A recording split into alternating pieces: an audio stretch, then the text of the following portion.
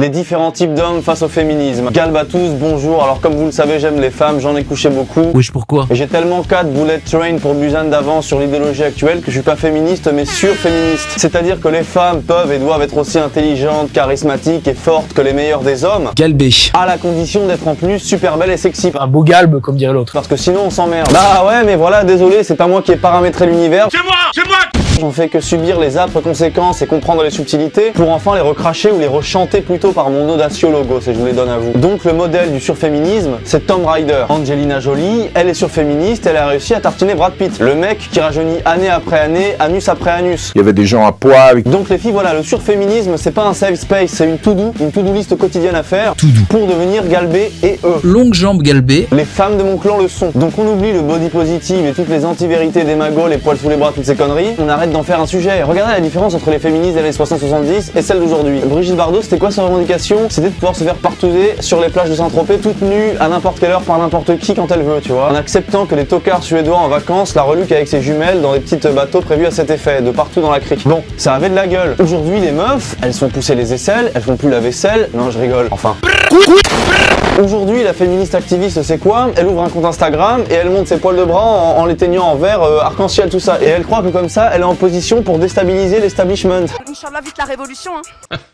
Et après, le mec de ses rêves, là, avec ses poils, il veut plus la tartiner. Et elle se plaint qu'un tel ou un tel gars refuse de se la faire et d'accepter ses avances en prétendant qu'il serait matrixé par la société au niveau de ses critères de choix. J'aimerais changer le patriarcat, toutes ces dominations.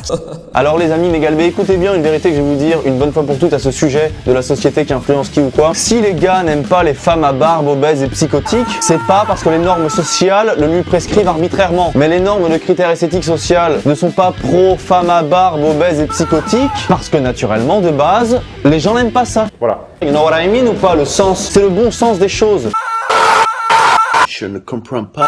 Les goûts et les penchants naturels très majoritaires influencent la société et la société verrouille tout ça en faisant une norme, ok? C'est comme ça que ça se passe. Dans les normes des choses. Et c'est toujours lié à des causes biologiques qui tendent à favoriser la vie. Si les mecs ils aiment les gros nibards, c'est parce que inconsciemment, c'est-à-dire qu'il y a du lait dedans et qu'on peut survivre et faire survivre les bébés. Si les femmes elles aiment les hommes plutôt bien bâtis, qui donnent une impression de force, etc., c'est parce que ça veut dire qu'il faut les protéger et que la vie elle peut se déployer plus longtemps. Donc les critères esthétiques sont liés à la biologie qui est liée à la morale, faut toujours vivre. Et j'ajoute que les femmes en buisson d'aisselle qui se plaignent d'être rejetées sur des bases de critères aussi bassement superficiels que les poils sous les bras, les trucs comme ça, sont les premières qui vont swipe left les chauves sur Tinder. Mais je m'en branle en fait. Et d'ailleurs, pour les incendies l'été, elles devraient s'épiler. Voilà, c'est un argument écologique, soumettez-vous les... Bon, et tout ce que j'ai dit, la réciproque est vraie pour les hommes, hein. Mais bizarrement, les mecs trisobèses à moitié dégénérés, qui repoussent les femmes, ils veulent pas changer la société pour réadapter ces critères à leur laideur et à leur carence. Ils ont pas ce petit réflexe de lâcher des sophismes pour essayer de faire croire aux gens qu'ils sont réellement attirants alors qu'ils ne le sont pas. Voilà, et ça c'est un truc un peu plus féminin. Moi j'y crois parce que je peux toujours trouver quelques mecs en chien ou fétichistes pour me valider. Tarlouse. Mais moi ça marche pas. Ouin, c'est pas juste. Mais t'es pas nette, non? Bref, la vie est dure, galbez-vous avant de mourir et soyez heureux et prenez du plaisir. Un vrai boulot. Bon, alors sujet de ma vidéo, parce que mes intros sont tellement stylés que je les étire comme un ischio-jambier dans une séance de karaté, c'est les différents types de mecs et leur rapport au féminisme. Alors on va faire un top 12. Mais avant tout, laissez-moi vous présenter la marque Kalos qui sponsorise cette vidéo. Kalos est une marque française qui s'inspire de l'esthétique de la Grèce antique et dont les produits qualitatifs sont fabriqués en France. Il propose une large gamme de vêtements et d'accessoires et vient justement de sortir une nouvelle gamme de bijoux, galbe de bijoux presque dirais-je. Des bijoux somptueux en référence à l'histoire de France médiévale et chevaleresque. Fleurs de lys, épée. À titre personnel, je trouve le motif avec l'épée particulièrement magnifique. Et en plus d'être sublimé par ces bijoux, Kalos sort aussi une collection sport de combat avec des gants de MMA en cuir d'excellente qualité et grâce à eux vous aurez peut-être les épaules aussi carrées que celles de Platon. Alors si vous appréciez l'élégance, la beauté, le raffinement, mais aussi si vous aimez les valeurs telles que le courage, la force, la volonté, le dépassement de soi et les références historiques liées à l'histoire de France et à la Grèce antique, foncez sur www.kalos-france.com et découvrez leurs nouveautés et tous leurs articles directement sur le site. Le lien est juste en dessous dans la description de la vidéo. La notation de leur service est de 9,9 sur 10 avec des centaines d'avis certifiés et gagnez 10% de réduction sur vos achats avec le code PHILO10. Tout est dans la description et on continue la vidéo. On va faire un top 12. En numéro 12, t'as le Cotard qui veut scorer, qui est plutôt BG, tu vois. Lui il va plutôt être ok avec le féminisme, il va être ok avec toutes les tendances parce que le mec c'est un genre bicraveur de commerce, tu vois, donc lui il peut s'adapter à n'importe quoi, il en a rien à foutre, école de commerce et tout. Il est pour le féminisme parce que ça allonge la place de la femme sur le marché de la séduction et lui il peut baiser plus facilement et plus longtemps. Donc il veut tartiner, ça l'arrange, c'est ses intérêts directs. Il aurait pas pu faire ça à l'époque où tout le monde était marié à 21 ans parce qu'en plus il avait pas l'argent parce que c'était un prolo, pas l'argent pour aller au pub, je veux dire, il en a les mines. Alors qu'aujourd'hui tout va bien, il a un business plan, du GHB, des cheveux gominés, bref c'est une ordure, tout va bien pour lui. Lui s'il pouvait être le maître de chef africain ou d'un harem ou je sais pas quoi et tartiner tout le village, bah il serait d'accord aussi pour ça, tu vois, tant que ça relance ses intérêts, il s'en fout. Alors depuis MeToo, etc., il commence à avoir peur et il commence à devenir un petit peu réac, plus ou moins, tu vois, parce qu'il se dit que le sexe c'est à droite maintenant. Si tu m'avais dit que le cul partait à droite. Bon après t'as l'hypersensible, idéaliste, naïf, ISFP et qui pense qu'il faut absolument croire les femmes, quoi qu'elles disent. Quoi qu'elles disent. Tom Cruise et Brad Pitt ont essayé d'abuser de moi en soirée. On vous croit, c'est le mec qui lâche des on vous croit dès qu'il y a un drama sur YouTube, c'est on vous croit. Le mec c'est un exalté justicier, tu sais il est là dans le nord de Paris. Dès qu'il y a un problème, une embrouille de couple dans la rue, il commence à avoir des larmes aux yeux, aller embrouiller les mecs et tout, il se fait balayer par les deux parties du couple d'ailleurs. Donc il a fait un an de théâtre, le mec pense être à l'avant-garde parce qu'il est allé 2 fois à Beaubourg depuis qu'il est à Paris, avec ses chemises froissées à bretelles, alors que le mec veut finir 1000 Marceau à Montmartre pour cotiser, s'acheter un dernier billet pour retourner dans son trou d'où il aurait jamais dû sortir, you know what I mean. Oui je suis violent, je m'en bats les couilles. Bon après t'as le boomer qui est plus dans le coup. Là c'est le boomer non intuitif qui essaye de croire qu'en lâchant des phases de beaufisme poétique du genre non mais les femmes je les adore. Les femmes c'est comme des fleurs. Allez, les femmes sont super, c'est comme des fleurs. Voilà, ce genre de truc. Et il pense qu'il va se faire bien voir des gens non mixtes, intersectionnels, des facultés, tout ça. Alors qu'il faut totalement arrêter de parler de fleurs, les pétales n'intéressent plus les pétasses. Alors après il y a le mec qui en a rien à foutre et que tout ça dépasse, tu vois, l'idéologie féministe et tout. Ça c'est le blédard de Châtelet, tu vois. Déjà quand ça part en vision des choses, me paradigme sociétaux, le mec, tu sais, il a plus d'avis, il s'en branle. S'il rencontre une meuf, bon du moment qu'elle est bonne, si elle lui dit ouais je suis gender, queer, demi, flexo, zébrosexuel, il va lui dire oui moi aussi, moi Mais aussi. oui. Si elle lui dit qu'elle a une tub, il va juste lui demander si elle a aussi une chatte, tu vois, et ça passera pour lui. Bah j'ai décidé, vu que je suis un peu féministe, de laisser pousser et tout. Ah, d'accord. Ouais. Ok, non, mais ça m'intéresse.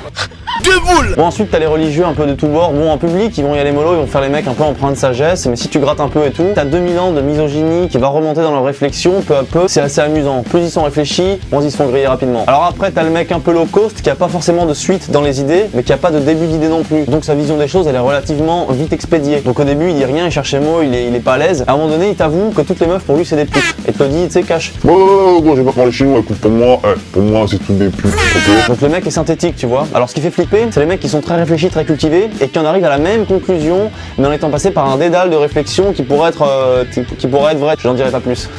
Après t'as le PNJ total, le mec faible par excellence, sur tous les points, pas de charisme, pas d'imagination, bas de gamme, tu vois, à tous les niveaux, il est même pas riche. Une jeune femme qui se fait tabasser par 3 policiers. Voilà, il est à la fac, il a pas les ressources en fait pour. Déjà le gars il vit entouré d'un groupe de meufs ultra déter, tu vois, à la faculté de sociaux, certaines avec des cheveux violets, certaines des obèses avec des tatouages de je sais pas quoi, de Maya. Eux ils sont juste tolérés ici en fait, tu vois. Donc ils sont féministes, ils ont pas le choix. Enculé, tarlouse, Et en général ils ont des lunettes à triple foyer avec des gros yeux de toon comme ça, tu vois ce que je veux dire. etc. Le féminisme, c'est l'égalité, et l'égalité, c'est l'égalité, l'égalité. Bon alors ensuite t'as le BG libertaire d'extrême gauche ou libertaire en général, tu vois. Lui il est anarchiste, libertaire, féministe, tu vois, quand il a 25 ans, qu'il est beau gosse, qui ressemble à Che Guevara, parce que comme ça il peut détourner la femme du bourgeois, c'est la liberté. Mais dès qu'il a 35 balais et qu'il en a marre et qu'il veut se poser, tout de suite il passe de l'anarcho-libertaire au stalinien apparatchik qui veut un peu déverrouiller le système pour en jouir. Bon voilà, on agit tous par intérêt et ça faut le savoir. Et avec la galbe, on se peut s'extraire de ses propres intérêts pour intéresser jusqu'aux martiens de par-delà le monde. Elon Musk nous fera rencontrer si vous faites partie de l'élite, c'est pour ça qu'il faut se galber pour faire partie de l'élite et d'aller dans les fusées qui iront sur Mars et sur les autres formes de vie. Let's thinking about that. Bon après t'as le mec qui veut faire des nuances, qui veut t'expliquer, qui essaye de sourcer toutes ses réflexions, qui essaye de tisser un discours qui est au-delà de ses capacités intellectuelles. Il est chiant, il est lent, il démarre pas, vas-y mon gars, sois plus spontané, furtif. C'est le genre de mec, tu sais, il aime à la fois Bégodeau, à la fois les mecs de droite et tout, tu sais, voilà. En même temps c'est bien d'être comme ça, mais Pertinence. fait chier quoi. Alors après t'as les mecs qui sont devenus des meufs pour concourir en athlétisme et déglinguer toutes les terfs transphobes. On est traité de transphobe et de sale terf. Terf, ça veut dire trans-exclusionnaire radical féministe. Alors qu'elles savent très bien que leur testostérone à l'adolescence ont décuplé leur force et qu'elles ont 15 trains d'avance sur les êtres vulves authentiquement biologiques. Bon d'ailleurs c'est vrai les filles, vous avez pas beaucoup de force physique. Moi je suis quelque chose parce que récemment j'avais rencontré une fille qui était vraiment baraquée, une vraie sportive avec des bras plus épais que les miens, des épaules plus balèzes, plus que moi proportionnellement tout ça, et on a fait un bras de fer. Je vais éclater sa race. D'ailleurs, je suis sûr de voir la vidéo, big up, elle est sympa comme tout. Et vous savez, la plus grande différence de force entre les femmes et les hommes à la puberté, c'est l'accroissement de la force des poignets chez les hommes. C'est pour ça que les hommes ont de tout temps pris le symbole du serrage de main pour courtoisie, tu vois. C'est pour se servir du poignet, la main, parce que c'est un avantage pour asseoir leur domination sur les femmes. Donc écoutez bien les hommes qui veulent pas serrer la main aux femmes. On dit oui, mais c'est des mecs totalement dépassés, soit des intégristes, soit des mecs ultra traditionnels qui sont des gros misogynes et tout ça. Non, peut-être que ces hommes-là, ils veulent déconstruire un truc patriarcal qui est de se serrer la main parce que ça prouve que les hommes ont plus de force que les femmes. Peut-être que ces mecs qui luttent contre le patriarcapitalisme aussi à leur manière. Défoncer le patriarcat. Allons-y, quoi. Bon, ensuite, il y a les mecs comme moi qui n'ont que faire de ces idéologies humaines trop humaines et dont la pensée s'est élevée dans les hauteurs métaphysiques. Moi, je pense à l'amour directement. Je le vois comme un poids d'1 million de tonnes posé sur une balance qui ne peut en contenir qu'une dizaine et elle-même soutenue par une fine lamelle de glace inconsistante et tout ça se casse la gueule. Ça s'appelle la vie, messieurs, dames. Le tragique de la vie, c'est que le néant soutient l'existence qui soutient l'amour. Et moi, je trouve ça très dur d'accepter le sentiment de vérité éternelle que procure l'amour quand on hume à côté le vide, la mort et le néant que notre condition présage et que l'on sait. Mais il y a une porte de sortie pour vaincre tout ça. Cette éternité fuyante qu'est l'amour. Regardons-nous tous autant que nous sommes. Nous en sommes les fruits. Et ce fruit que le féminisme n'a pas vu et qui sied au surféminisme et que la galbe arrose n'est pas défendu. Croquons-le, craquez-la et déployez-vous. Merci à tous, merci Megalbé, merci à l'entreprise Kalos qui sponsorise cette vidéo. N'hésitez pas à aller sur leur site, lien dans la barre de description. Allez checker ma deuxième chaîne YouTube sur laquelle je mets des petites pépites. Venez suivre mon Instagram, plein de bonnes choses arrivent mes amis. Je vous dis galbe à tous, à la prochaine.